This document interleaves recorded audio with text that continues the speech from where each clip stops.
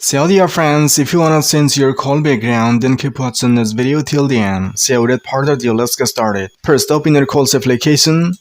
Now at the top right corner, click on this three-dot icon. Now click on settings, and now look at the number 4th option, call background. Just click on it. If you are using two SIM cards on your phone, first you gotta select the SIM card where you wanna change your call background. Okay, so in this video, I'm selecting SIM number 1. Now look at the bottom, you'll see a background option here, so click on it. And in the first section, you will find some inbuilt background. But if you wanna use your own custom photo as your call background, then what to do? See, here is the gallery option. Just click here and it will redirect you to your phone gallery. Just select the picture that you want to keep as your call background. Okay, see, for example, I'm selecting my picture here, and after selecting your picture, look at the bottom, set as call background. Just click here and now your call background has been saved. So that was the very simple way to change your call background. If you found the video a little bit helpful, then hit a like, and if you want to watch more this kind of helpful and informative videos, then do subscribe to the channel right now. So see you soon in the next video with another helpful content like this.